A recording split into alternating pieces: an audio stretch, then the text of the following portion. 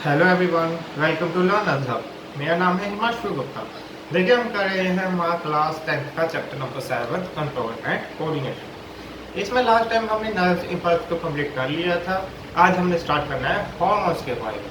Hormones भी हमारे पास plants में भी होते हैं और एनिमल्स में भी होते हैं। तो हम आज स्टार्ट करेंगे हमारा प्लांट हॉर्मोन्स। तो चलिए शुरू करते हैं।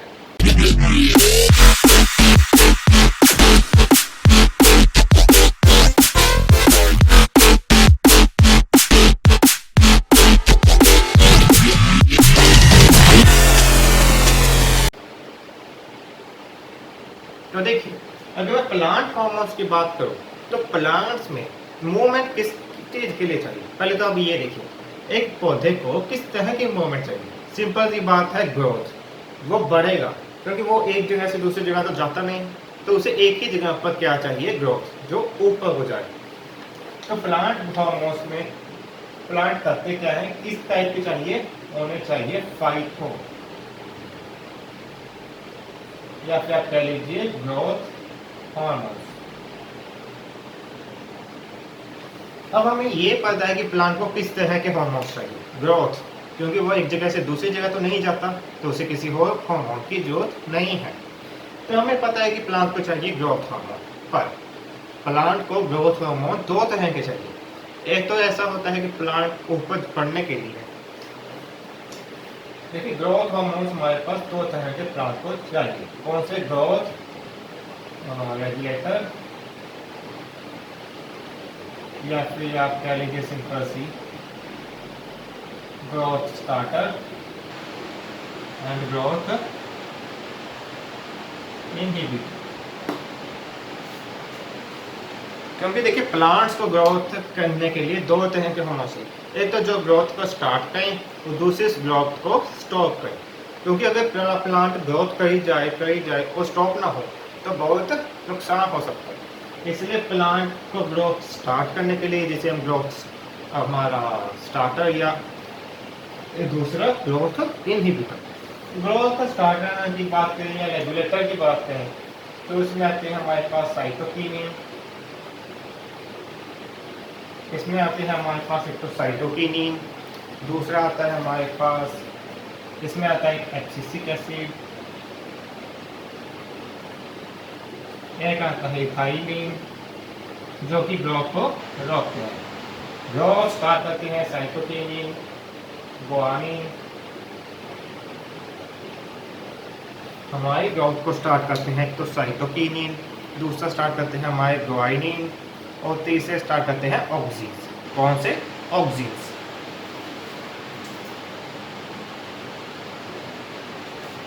हमारे प्लांट को दो तरह की ग्रोथ हार्मोन चाहिए। पहले तो आप ये समझ लीजिए, ग्रोथ को स्टार्ट करने वाले जिसे हम ग्रोथ रेगुलेटर कहते हैं, और ग्रोथ को रोकने वाले जिसे हम ग्रोथ इनहिबिटर कहते हैं। ग्रोथ स्टार्ट या रेगुलेट करते हैं साइटोकिनिन, ऑक्सीन्स एंड गुआनिन। ग्रोथ को रोकते हैं एब्सिसिक एसिड और इथाइलिन। ये तो हो गया, हमें हार्मोन्स के बारे में पता लग गया। अभी हार्मोन्स करते क्या है उसके बारे में भी देख लेते हैं। तो देखिए, जो हमने हमारे 5 ग्रोथ हार्मोन्स देखे थे, जो ग्रोथ को रेगुलेट और ग्रोथ को इनहिबिट करते, इसको हमने एक साइड पर लिख लिया और दूसरी साइड पर लिखा है हमने हमारे प्लांट के लाइफ साइकिल। जैसे कि जर्मिनेट, जर्मिनेट मतलब कि वो सीड से कैसे ग्रो करता है, सीड से पौधा जो निकलता है। जब हम जमीन पर पौधा लगाएं या जमीन में सीड गाड़ें, उसके बाद जो से पहला वहाँ पौधा निकले उसे कहते हैं जर्मिनेशन। उसके बाद क्या होती है, उससे ग्रोथ ऑफ मैच्योरिटी। उस सीड से हमारे पौधे निकलने तक, जब तक वो फुली मैच्योर हो जाए, उसे कहेंगे हम ग्रोथ ऑफ मैच्योरिटी। थर्ड आ जाएगा फ्लावरिंग, कि उसमें फ्लावरिंग हो।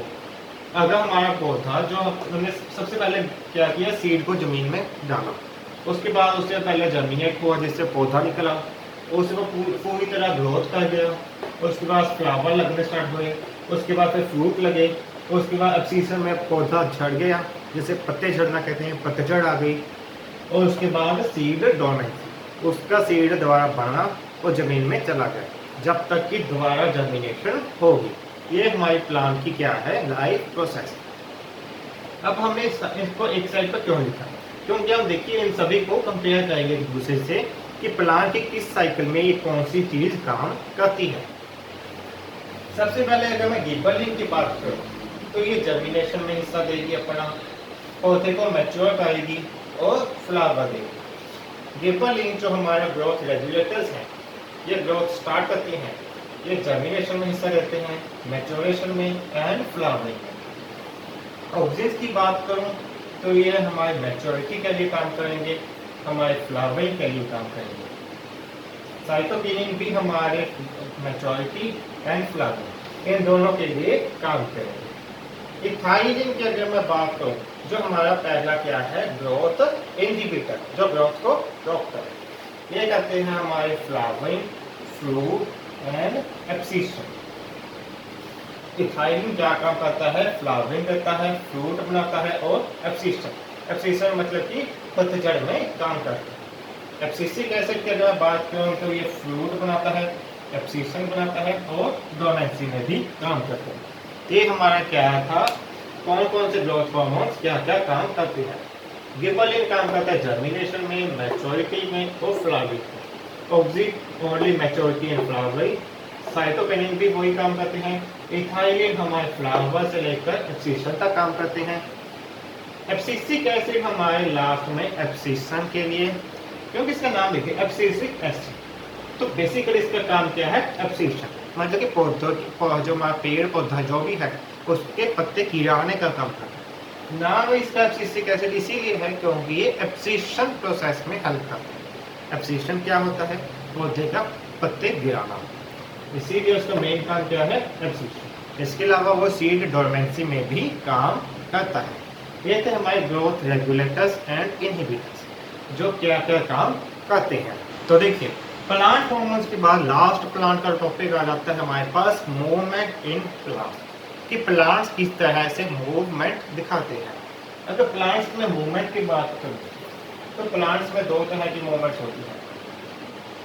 प्लांट्स में दो तरह से होते हैं, एक तो ट्रॉपिक मूवमेंट और दूसरी नेस्टिक मूवमेंट। अगर प्लांट्स के मूवमेंट में बात करें कि प्लांट्स किस तरह मूव करते हैं, तो दो तरह से करते हैं, ट्रॉपिक एंड नेस्टिक। ट्रॉपिक मतलब कि जो ग्रोथ के डिपेंडेंट हो, कि किस तरह पौधा ग्रो करेगा उसके हिसाब से वो मूवमेंट करे, उसे कहते हैं हम ट्रॉपिक।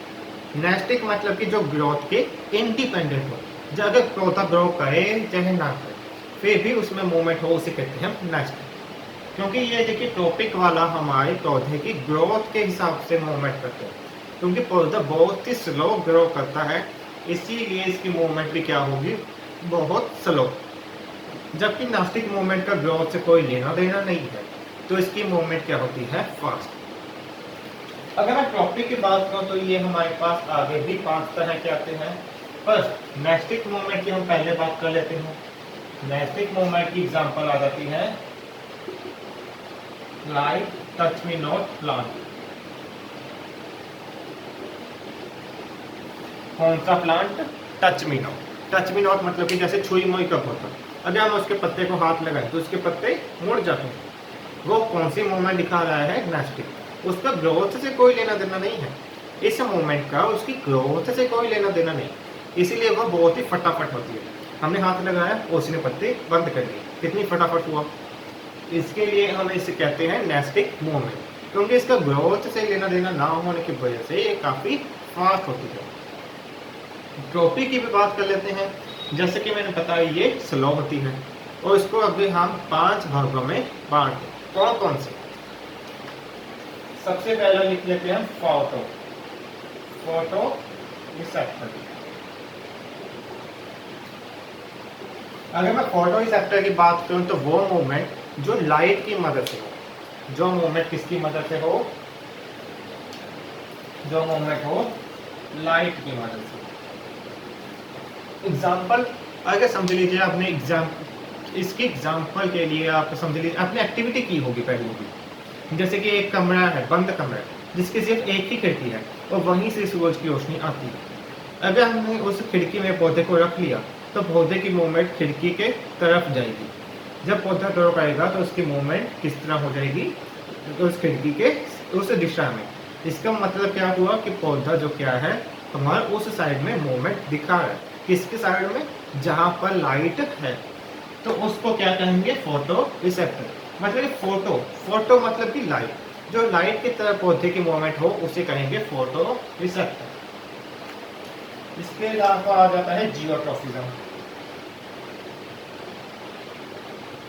जो किसकी मदद से हो, ग्रेविटी। ट्रॉपिक में दूसरा आ जाता है जियोट्रॉफिज्म, मतलब कि ग्रेविटी की मदद से। अगर हम जमीन में पौधे को लगाएं तो उसकी जड़ें जमीन के नीचे जाती हैं। किस तरफ जाती है, ग्रेविटी की तरफ, क्योंकि आपको पता है, सभी को पता है कि ग्रेविटी जमीन के नीचे होती है। किसी भी, अगर हम पृथ्वी के पास गए, अगर हम पृथ्वी के किसी भी कोने में हो, हमें अट्रैक्ट कहाँ करती है पृथ्वी के सेंटर तक, हमें पृथ्वी के सेंटर तक अट्रैक्ट करती है, जिसे हम ग्रेविटी कहते हैं। इसी की तरफ अगर कोई पौधा मूव करे, जैसे कि एग्जांपल के लिए उसकी जड़ें मूव करती हैं ग्रेविटी की तरफ, तो उसे क्या कहेंगे हम, जियोट्रॉफिज्म। क्या कहेंगे, जियोट्रॉफिज्म। थर्ड आ जाती है हमारे पास थिग्मोट्रॉफिज्म।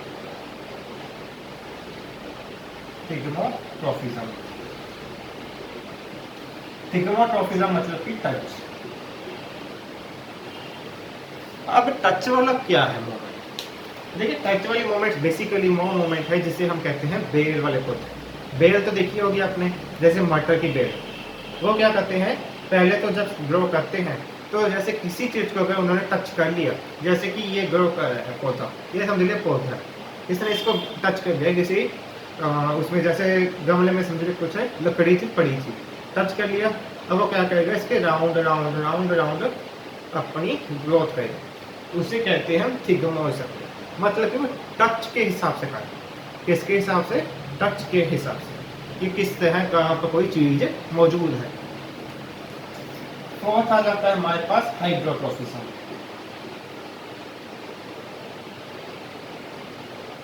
मतलब कि वाटर के हिसाब से। सब कुछ पौधे ऐसे होते हैं, अगर हम एग्जांपल के लिए एक पौधे को अगर हम रेत में या फिर बिक्कर में रख दें, जहाँ पर रेत ही रेत है या मिट्टी ही मिट्टी है, अगर उसमें हम लगाएं और छोटे से उसके अंदर थोड़ा सा पानी हो, तो पौधे की ग्रोथ उस पानी की तरफ जाएगी। पौधे की ग्रोथ उस पानी की तरफ जाएगी, तो उसे कहेंगे हम हाइड्रोट्रॉफिज्म। लास्ट में आ जाता है हमारे पास कीमोट्रॉफिज्म। मतलब कि केमिकल्स। जैसे कि समझिए कि हमारा जो एक पौधा है, जैसे कि फीमेल फ्लावर कह लीजिए, डायग्राम के लिए देखिए,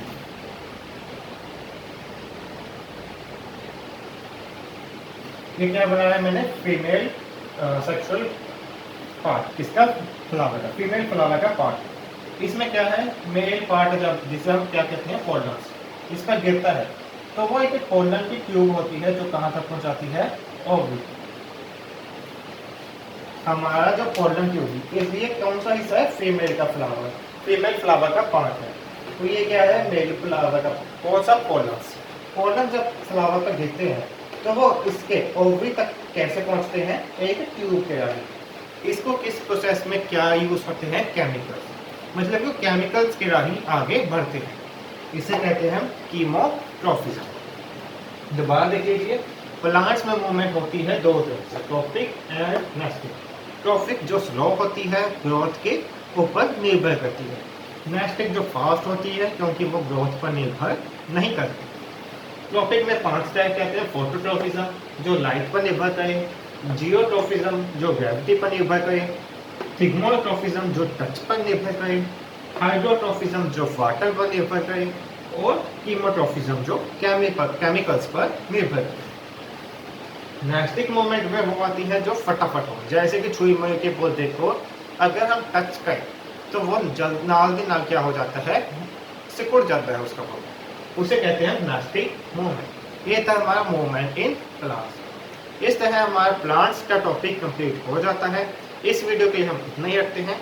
नेक्स्ट वीडियो में हमारा चैप्टर कंप्लीट हो जाएगा, किससे, एनिमल हार्मोन्स को खत्म करके। इस वीडियो के लिए अगर कोई डाउट हो तो कमेंट सेक्शन में लिख सकते हैं। नेक्स्ट वीडियो में हम आपको मिलते हैं।